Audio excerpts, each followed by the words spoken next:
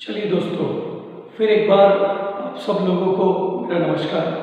बकवास physics YouTube channel पर पिछले लेक्चर में मैंने आप लोगों से कहा था कि अब जो कुछ वीडियोस मैं दे रहा हूँ, ये बात का भी ध्यान रखते हुए दे रहा हूँ कि जो बच्चे 11th क्लास से 12th क्लास में गए हैं और जिनका पहला चैप्टर स्टेट बोर्ड का फिजिक्स का रोटेशनल डायनामिक्स या तो चल रहा है या तो हो गया है, तो उसमें दो हिस्से होते हैं, सर्कुलर मोशन और rotational motion.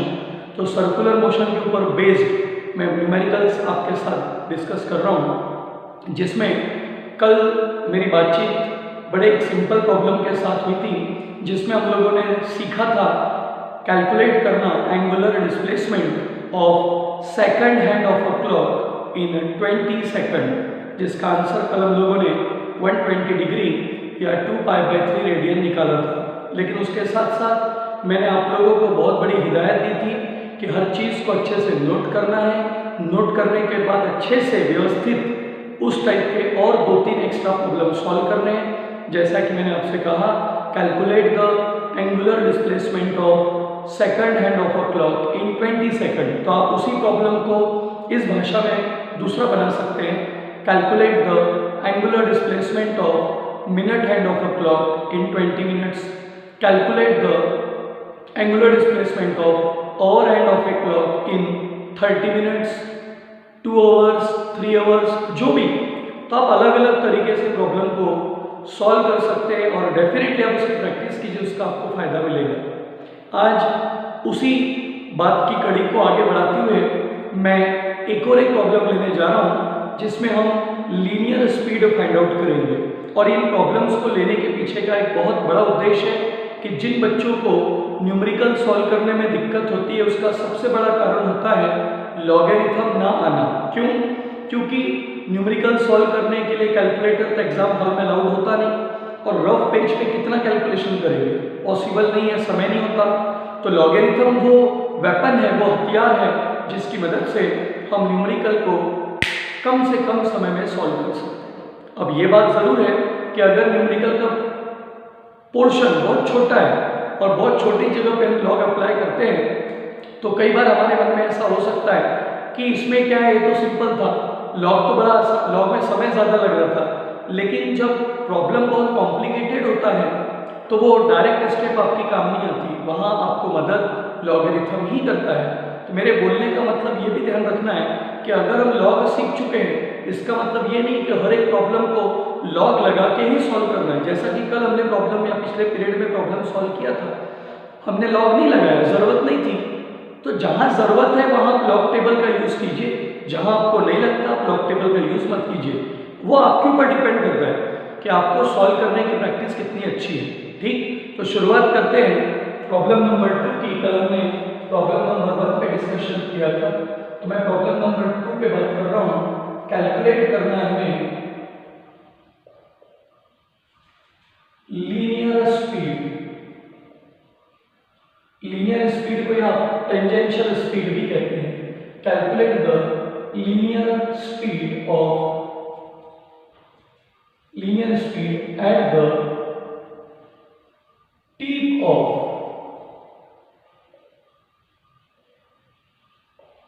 Second hand of a clock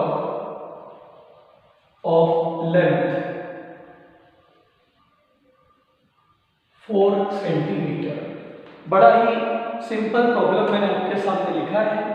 calculate the linear speed at the tip of second hand of a clock of length 4 centimetre. इस प्रॉब्लम को सॉल्व करने के लिए, किसी भी प्रॉब्लम को, कल ही मैंने आपसे बात की थी कि किसी भी न्यूमेरिकल को सॉल्व करना है तो न्यूमेरिकल में 2 या 3 बातें समझ में आनी चाहिए। सबसे पहले कि न्यूमेरिकल क्या है, मतलब वो पूछ क्या रहा है, वो आपसे क्या मांग रहा है, पहले उस चीज़ को समझ लो। क्योंकि जब तक हमें ये समझ में नहीं आएगा वो बोल क्या रहा है, तो प्रॉब्लम सॉल्व कहाँ से होगा। तो वो इसको प्रॉब्लम क्यों बोलते हैं, क्योंकि ये सबसे बड़ी समस्या है, क्योंकि हमें ये नहीं समझ में आता वो बोल क्या रहा है। तो जिसको ये बात समझ में आ गई कि वो बोल क्या रहा है, तो वो अपने आप दिमाग में फ्लो चालू हो जाता है। लेकिन इन सब बातों के लिए आपकी थ्योरी स्ट्रॉन्ग होना ज़रूरी है। तो ये न्यूमेरिकल्स आसान हो जाते हैं। ठीक, कैलकुलेट करना है लीनियर स्पीड। अब आप सब लोग जानते हैं प्रॉब्लम में दो ही तो बातें होती है, एक क्या निकालना है, दूसरा क्या दिया है, और तीसरा हमें करना पड़ता है, वो है प्रोसेस कि भाई जो दिया है उसकी मदद से जो निकालना है वो कैसे निकालेंगे। तो तीन बातों का ही खेल होता है, क्या दिया है, क्या निकालना है, और तीसरे हम कैसे निकालना है। तो फिलहाल कैलकुलेट द लीनियर स्पीड, तो लीनियर स्पीड को डिनोट किया जाता है v से। मैंने लिखा v इक्वल टू क्वेश्चन कहाँ पे फाइंड करनी है, at the tip of second hand of a clock. तो सबसे पहले एक डायग्राम बननी जरूरी है जिसमें क्लॉक जैसा नजारा हमको दिख जाए। सभी लोग देख रहे हैं तो लगभग ये क्लॉक जैसी दिखती है। ये क्लॉक का सेंटर हो गया। मान लीजिए ये second hand of a clock है,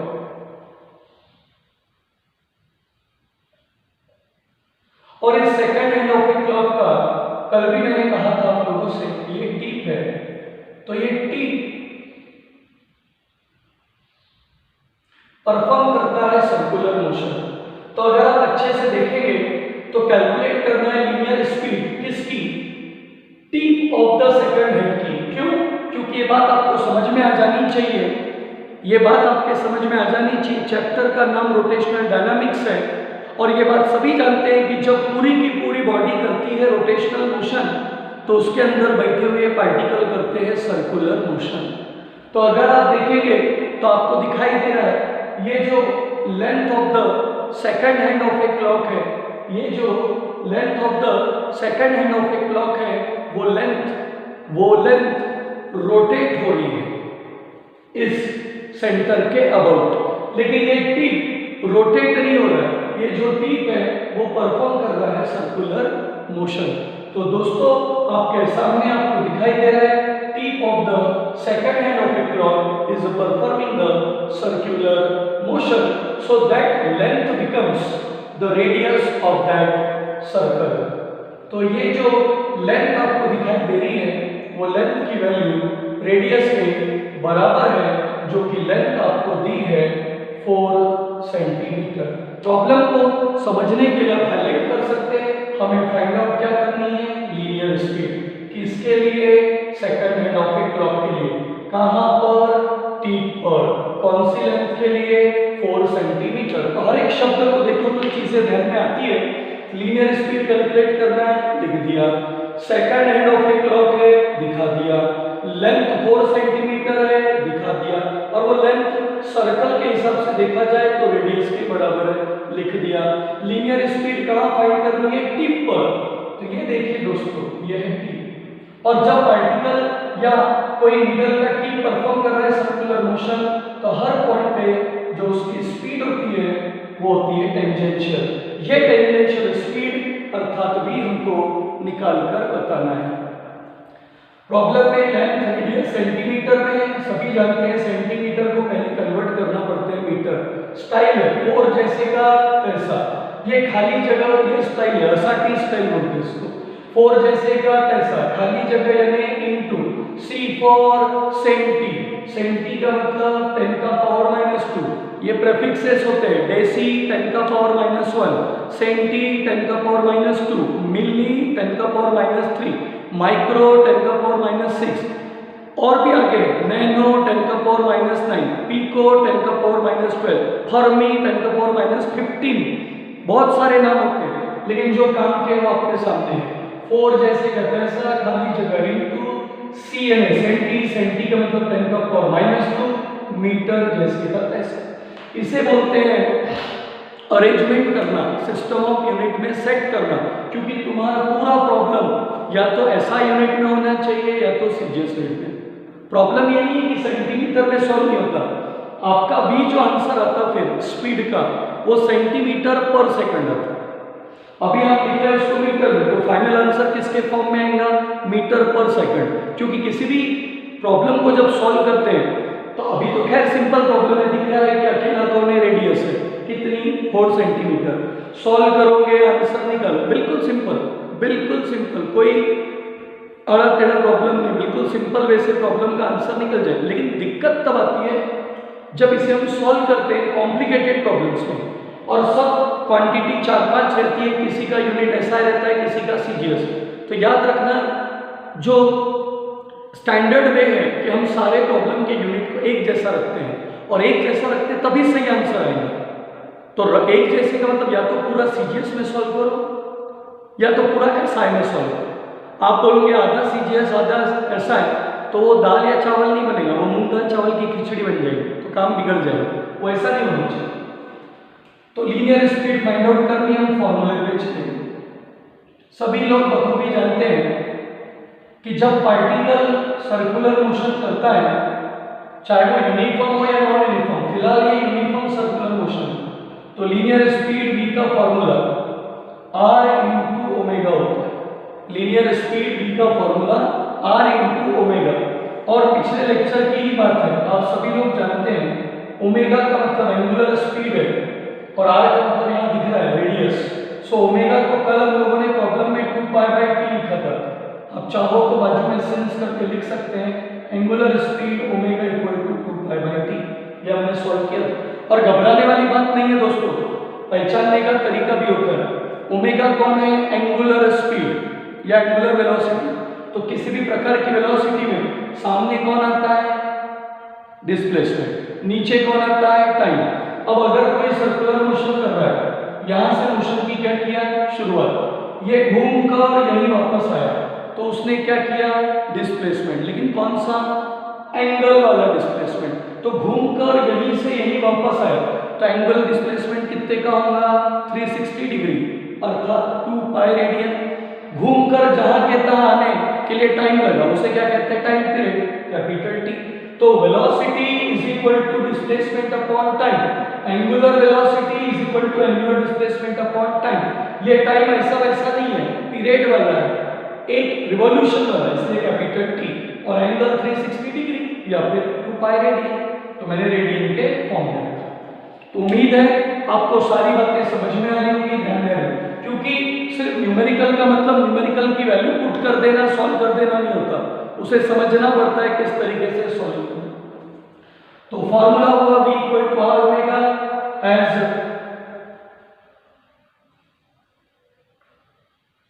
t performs uniform circular motion. T पर कौन सा मोशन हो रहा है? Uniform circular motion. v is equals to r के, अब ये ऊपर की टर्म कौन है? 2πr। r इंटू 2π यानी कौन है? 2πr। तो ये 2πr/t देखकर भी आपको वो फॉर्मूला याद रखा होगा कि टाइम इसी तरीके से अगर देखें, कौन सी वेलोसिटी? Linear velocity. जैसा ये एंगुलर वेलोसिटी है तो एंगुलर डिस्प्लेसमेंट अपॉन टाइम, तो वैसी लीनियर वेलोसिटी है तो लीनियर डिस्प्लेसमेंट अपॉन टाइम।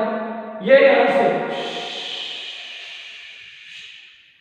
से पूरा, हालांकि उसे डिस्प्लेसमेंट नहीं बोलना चाहिए, क्योंकि अगर डिस्प्लेसमेंट बोलोगे तो वो जहां के तहां आया तो जीरो हो जाएगा, इसलिए हम उसको डिस्टेंस बोलते हैं। तो ये जो डिस्टेंस कवर हुआ, सबको पता है ये सर्कमफरेंस के बराबर है, अर्थात 2πr। और ये पूरा डिस्टेंस कवर करने में लगने वाला टाइम, यानी टाइम पीरियड, कैपिटल टी। तो speed equal to distance upon time. तो ये जो फॉर्मूला है वो यही है, देखिए r 2π कैपिटल टी। तो आप किसी भी तरीके से जो सॉल्व करते समय फॉर्मूला वही बन रहा है, v is equal to 2πr/t। तो बड़े प्यार से r की वैल्यू कितनी दी है? 4 × 10⁻⁻²। काय में बेटा? मीटर में। इंटू में कौन है? 2π। 2 इंटू, सभी को पाई की वैल्यू पता है, 10th में पढ़ते थे, 222/7, और उसी को सॉल्व करो तो वैल्यू मिलती है 3.142। ध्यान रखिएगा 3.142। ये रेडियन में होती है, मतलब नंबर्स में, डिग्री में नहीं है, ध्यान रखना। तो 3.142 पाई की वैल्यू। टाइम पीरियड कितना? तो ये बात लिखी नहीं है, लेकिन हमें पता है कौन सा हैंड है? Second hand. सेकंड हैंड को एक बार रिवॉल्यूशन करने में लगने वाला टाइम कितना होता है? 1 मिनट। कल भी हम लोगों ने पढ़ा था, ये एक रिवॉल्यूशन करेगा टिक टिक टिक टिक टिक टिक टिक टिक टिक, एक बार बोलेगा कितने मिनट में? 1 बार अर्थात 60 सेकंड। सो टाइम की वैल्यू 60 सेकंड। अब आप बोलोगे सर आप हर बार टाइम सेकंड में क्यों लिखते हैं? तो सिस्टम ऑफ यूनिट में SI system, MKS system, CGS system, FPS system, ऐसे अलग अलग 4 सिस्टम है। वैसे हम एसआई को एमकेएस बोलते हैं। तो 3 सिस्टम ऑफ यूनिट है, एमकेएस, सीजीएस, एफपीएस। तो सब में जो एफपीएस, सीजीएस, एमकेएस, एस यानी सेकंड, तो सिस्टम ऑफ यूनिट कोई भी हो, टाइम कभी भी काय में गिना जाता है सेकंड में, लेंथ कभी भी काय में गिनी जाती है एसआई में मीटर में, सीजीएस में गिना जाता है सेंटीमीटर में, एफपीएस में गिना जाता है फुट में। ये सबके यूनिट्स बने, लेकिन हम एसआई में ही बात करते हैं, इसलिए लेंथ हम निकालते हैं मीटर में, ये मीटर। सो आर की वैल्यू 4 × 10⁻⁻² मीटर, 2 × पाई अपॉन में टी कितना है 60। जो वैल्यू कट सकती है हमें उसे जरूर काटना है, एडजस्ट करना है, जो नहीं कटती उसको एडजस्ट नहीं करना है, ठीक है। सो v = जितना एडजस्ट हो सके उतना करना है, सभी को पता है, जो कट सकता है उसको काटना है। 4 से 60 कटेगा कितने टाइम? 15 टाइम्स। अब आप बराबर देखिए, 4 से 60 कटा कितने टाइम्स? 15 टाइम्स। जो एडजस्ट हो सकता है उसको जरूर कीजिए। 10 का पावर कितना है? -2। कभी भी ये पावर को अलग सेट करना पड़ता है। 10 का पावर -2 डिवाइड में कौन बच रहा है बेटा? 15 के बाद कुछ नहीं, यानी ये 15.00 है, ध्यान रखना 15 यानी 15.00। जरा बराबर देखिए, 10 का पावर -2 जैसे का तैसा, 15 जैसे का तैसा, 2 × 3.142।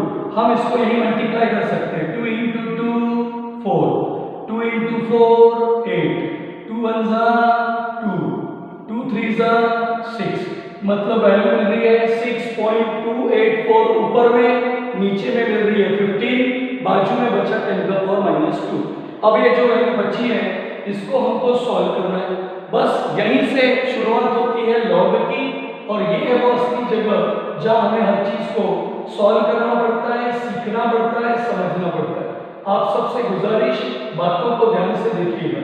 ये वैल्यू आ गई 6.284 डिवाइडेड बाय 15 इंटू 10 का पावर -2। मुझे यहाँ पर फाइनल आंसर निकालना है, यहाँ पर मुझे फाइनल आंसर निकालना है कि वेलोसिटी कितनी है।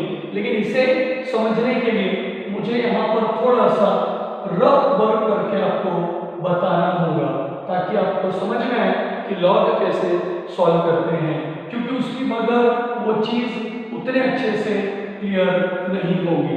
सभी से रिक्वेस्ट है, v का फॉर्मूला आंसर जो सॉल्व करने के निकाला 6.284 डिवाइड बाय 15 × 10 का पावर -2 आ गया। अब इसके बाद जिसको आता है लॉग से नहीं करना है, तो वो कहाँ जाएगा? रफ साइड में 6.284 डिवाइड बाय 15 करके भी सॉल्व कर सकता है, जिसको आता है। लेकिन जिसको नहीं आता वो कैसे सॉल्व करेगा? लॉग से। तो लॉग की टेक्निक है, ध्यान रखिएगा, लॉग में सिर्फ 3 फॉर्मूले होते हैं। डिवाइड के लिए एक जो अभी हम लगाएंगे, इनटू के लिए दूसरा, और तीसरा होता है पावर के लिए। तो अभी ऊपर की टर्म डिवाइड में नीचे की टर्म, यानी लॉग का फॉर्मूला चलने वाला है डिवाइड वाला। सो लॉग का डिवाइड का फॉर्मूला ये कहता है, ध्यान से सुनिएगा, ऊपर की टर्म का क्या देखना है? लॉग ऑफ 6.284 जो आएगा वो, नीचे की टर्म का लॉग ऑफ 15 यानी 15.00, क्योंकि आगे कुछ नहीं है। तो इन दोनों टर्म का क्या देखना है? लॉग। ये टर्म ऊपर वाली इसके पहले लिखा, ये नीचे वाले इसके बाद में लिखा। ऊपर वाले लॉग से नीचे वाले लॉग को क्या करना पड़ता है? माइनस। ये रूल है लॉग का, ये रूल है कि जब भी आपको फॉर्मूला डिवाइड वाले फॉर्म में है तो ऊपर वाली टर्म का लॉग देखिए, नीचे वाली टर्म का लॉग देखिए, ऊपर वाले से नीचे वाले टर्म को माइनस कीजिए लॉग देखने के बाद। तो इस टर्म का हमको क्या देखना है? लॉग देखने का सबसे पहला नियम चेक कीजिए, ये रूल बताते जा रहा हूं, आपको याद रखते जाना है। चेक कीजिए नंबर ग्रेटर देन 1 है या लेस देन 1। तो आपको दिखाई देगा 6.284 15.0 दोनों ही नंबर ग्रेटर देन 1 है। तो ग्रेटर देन 1 का लॉग निकालते समय ये ध्यान रखना पड़ता है कि डेसिमल पॉइंट के पहले कितने डिजिट है। तो लॉग में दो बातें छुपी होती है। हर एक नंबर का आप जब लॉग देखते हैं तो यहाँ दो बातें लिखते हैं। एक लिखोगे पॉइंट के पहले इस नंबर का कैरेक्टरिस्टिक, बाद में इसी नंबर का आप लिखोगे मेंटीसा। तो कैरेक्टरिस्टिक और मेंटीसा से मिलकर बनता है इस नंबर का लॉग। वैसे इसका भी लॉग देखते समय इसमें दो बातें देखनी पड़ेगी, कैरेक्टरिस्टिक और मेंटीसा। ये बीच में लग गया डॉट। तो कैरेक्टरिस्टिक देखने के लिए देखना पड़ता है नंबर ग्रेटर देन 1 है या लेस देन 1। तो आपको दोनों नंबर दिख रहे ग्रेटर देन 1। तो रूल ये है डेसिमल पॉइंट के पहले कितने डिजिट है, कौन सा डिजिट है नहीं कितने डिजिट है। तो डेसिमल पॉइंट के पहले एक डिजिट है तो कैरेक्टरिस्टिक आता है 0। अब आप बोलोगे सर ये कैसे आया? कैरेक्टरिस्टिक नंबर ग्रेटर देन 1 का फाइंड करने का रूल है कि डेसिमल पॉइंट के पहले जितने भी डिजिट है उसमें से 1 क्या कर दो माइनस। तो डेसिमल पॉइंट के पहले कितने डिजिट है? 1। सर वो तो 6 है। डिजिट का वैल्यू प्लेस वैल्यू जिन्हें डिजिट जो दिख रहा है वो 6 है। कितने डिजिट है बोले तो एक ही है ना। तो अगर डिजिट 1 है तो उसका कैरेक्टरिस्टिक आता है 0। अगर डेसिमल पॉइंट के पहले या डिजिट कितने हैं 2 तो कैरेक्टरिस्टिक आएगा 1। तो ये रूल है। कैरेक्टरिस्टिक कितना आता है? डेसिमल पॉइंट के पहले जितने डिजिट है उसमें से एक कम। डेसिमल पॉइंट के पहले जितने डिजिट है उसमें से एक डिजिट कम, यानी कैरेक्टरिस्टिक। अगर यहाँ 6 मान लो ये पॉइंट यहाँ होता 6 to 8.4 तो डेसिमल पॉइंट के पहले कितने डिजिट आए रहते? 3। तो कैरेक्टरिस्टिक आता 2। मुझे उम्मीद है मेरी भाषा समझ रही होगी। फिलहाल डेसिमल पॉइंट के पहले डिजिट कितना है? 1। कैरेक्टरिस्टिक आया 0। इसमें डेसिमल पॉइंट के पहले डिजिट है 2, कैरेक्टरिस्टिक आया 1। अब कैरेक्टरिस्टिक लिख दिया, डॉट लिख दिया, कैरेक्टरिस्टिक लिख दिया, डॉट लिख दिया। अब क्या देखना है? इसी नंबर के मेंटीसा। और मेंटीसा लिखने के लिए आपको लॉग टेबल का यूज करना पड़ता है। ये लॉग बुक होती है, मार्केट में मिलती है, नवनीत की है, रिलायबल की है, बहुत सारी कंपनियों की आती है। लेकिन आप नवनीत की प्रेफर कीजिए, थोड़ी पतली भी होती है, उतनी बातें होती है जितनी काम की होती है। तो इसमें लॉग बुक होती है।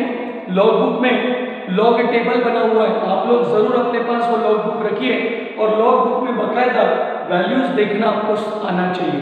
जैसे यहाँ पर नियम है मेंटीसा देखते समय डेसिमल पॉइंट को भूल जाना, उसका काम हो गया। आपने कैरेक्टरिस्टिक बता दिया। 3 ग्रुप बनाना, पहला 2 का, दूसरा 1 का और तीसरा 1 का। तो पहला ग्रुप 2 डिजिट का है 62, दूसरा 1 का और तीसरा 1 का। तो यहाँ पर बकायदा, मैं थोड़ा कैमरे के पास ला रहा हूँ, बकायदा आपको दिख रहा है 10, 11, 12 ऐसा करते करते ये लाइन में देखिए 54, 55 करते करते क्या दिखाई दे रहा है? 62। ये 62 दिख गया 62। उसके बाद क्या दिखना है? 8। तो ये कॉलम बने हुए हैं 0, 1, 2, 3, 4, 5, 6, 7, 8।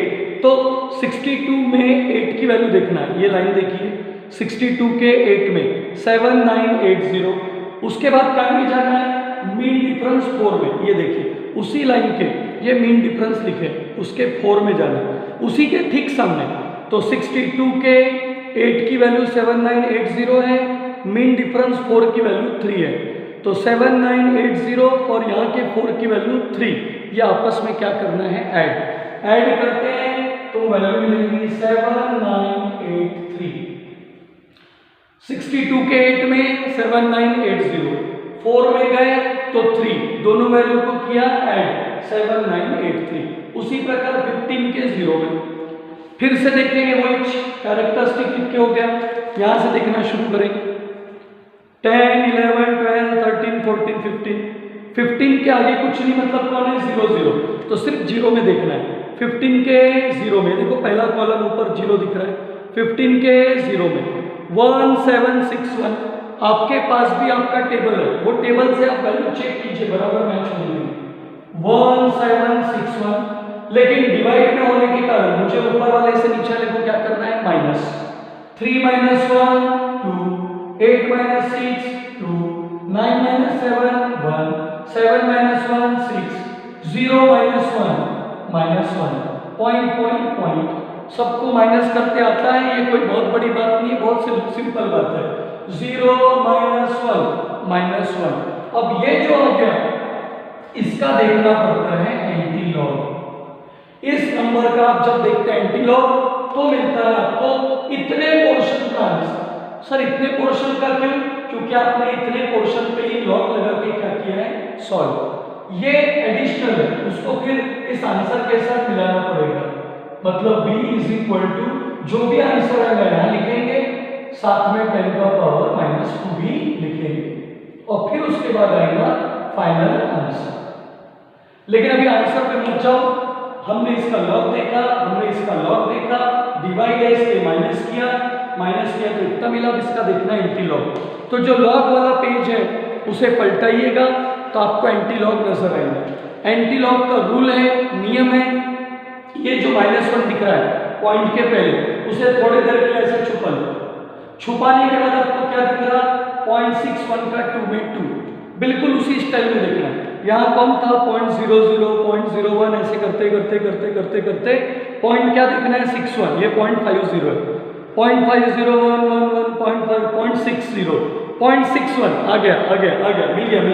0.61 का काय में देखना है, 2 में 2, टोमेटो नहीं, 2 में 2, 0.61 का ये हो गया 2, कितनी वैल्यू है 4093।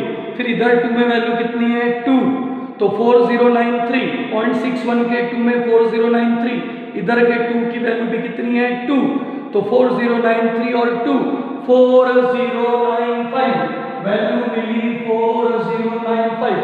रूल, अभी रूल मैंने इसको छुपाने बोला था अभी आपको, इसका सिर्फ क्या देखने बोला वैल्यू, आपने देखा 4095, पहले डिजिट के बाद डेसिमल पॉइंट, एंटी लॉग देखने का रूल। इस नंबर का हम क्या देख रहे हैं, एंटी लॉग। -1 को छुपाया, 0.61 का 2 में देखा, 4.095, एक्चुअली 4095, पहले डिजिट के बाद लगाया पॉइंट, इनटू जो पावर छुपाया था वो 10 का पावर -1। ये है इतने पोर्शन का आंसर, ये है इतने पोर्शन का आंसर, सिर्फ इतने पोर्शन का आंसर इतना है। तो ये हो गया 4.095 इंटू 10 का पावर -1, इतने पोर्शन का आंसर। पहले का बचा हुआ 10 का पावर -2, तो फाइनल आंसर होगा 4.095। 10 का पावर -1, 10 का पावर -2, बेस सेम है, पावर ऐड होंगे, सबने पढ़ा है, -1 -2 -3, और ये वेलोसिटी है, ऐसा यूनिट है, तो यूनिट आएगा मीटर पर सेकंड। मुझे पूरी उम्मीद है ये पूरा कंटेंट मैंने आपके सामने दिया है और पूरी लॉग की टेक्निक का यूज करके मैंने आपको समझाया है, तो सॉल्व करने में आसानी जाएंगी। लेकिन एक शर्त है कि रोज प्रैक्टिस कीजिए, एंजॉय कीजिए वीडियो को, लाइक कीजिए, शेयर कीजिए, दोस्तों को बताइए, लेकिन इसका सदुपयोग कीजिए, मुझे बहुत खुशी मिलेगी। ठीक, धन्यवाद। नेक्स्ट पीरियड में और आगे बातें करेंगे।